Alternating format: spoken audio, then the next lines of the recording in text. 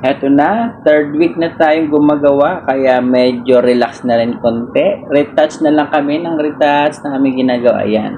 Katulad nito, medyo kailangan natin ng malinis na mga parts. Dahan-dahan natin gawin ito. Ayan, Arlene, ayusin mo yan, Arlene.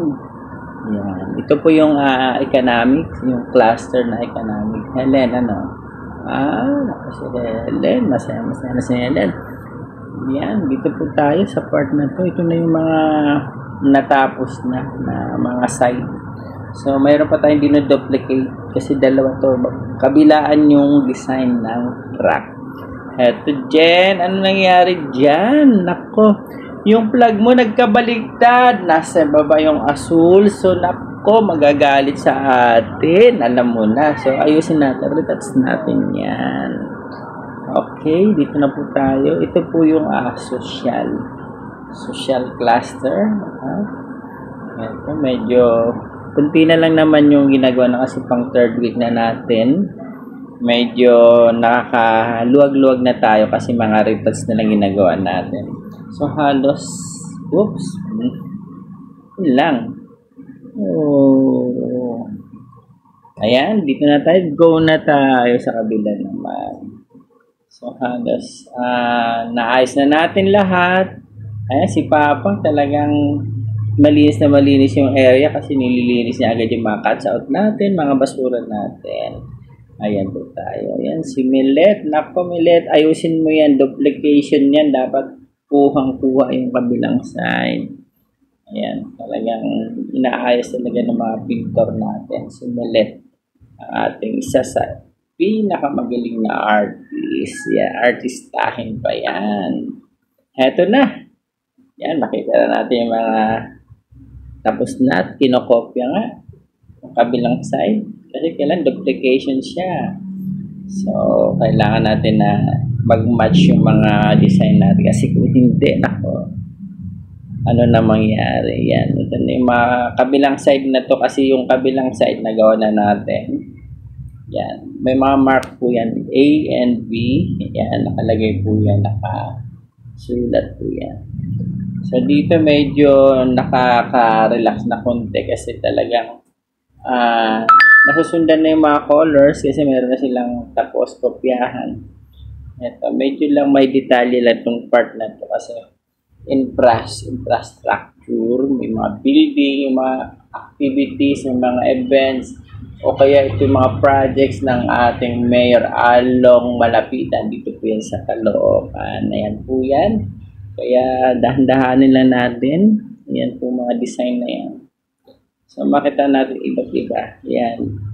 Ito po yung design ng the Caloocan Councilors. Ayan, mga part na yan. Meron tayong mga ginawang Batang Kangkalo. Ayan. Tema nila ay Batang Kangkalo para sa mga Batang Kangkalo.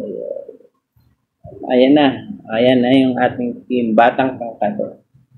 Para sa kapwa Batang Kangkalo. Ayan.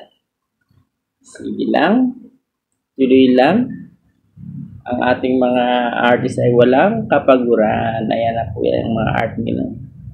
So, 3 weeks. Kaya medyo mahaba-haba na rin yung working days natin. Kaya pinagtsatsagaan talaga namin ito pag may maganito tayong project, lalong-lalo na. Sa mga nagtiwala sa atin, magpagawa ng mga posts, gusto natin maayos, at talagang may pagmamahal yung paggawa natin.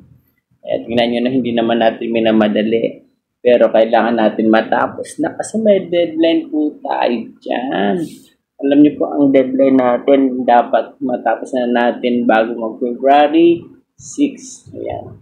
February 6, mag-installation na tayo kasi ang event ay 8 and 9. So, meron advance na tayo na araw para magkabit kasi kakabit sa truck po yan. Doon natin kakabit sa may Caloocan People's Park. Ayan. So, ito na po yung mga artist natin. Walang kapaguran po yan. No? Kahit pa ulit-ulit yung trabaho kasi duplication nga. So, na-enjoy lang nila yung mga arts. Yan. Medyo malilito nga sila kung hindi nila masusundan yung mga color combination kasi may mga color combination based dun sa ating kopyahan. Ayan, pinagtutulungan na nila yung isang parts ng wall ng side ng truck na yan. Kaya medyo mabilis matapos. Ito yung kinakopyahan nila yung sa isang side. Ayan. Kaya itong mga artist natin na to ay busy din ito.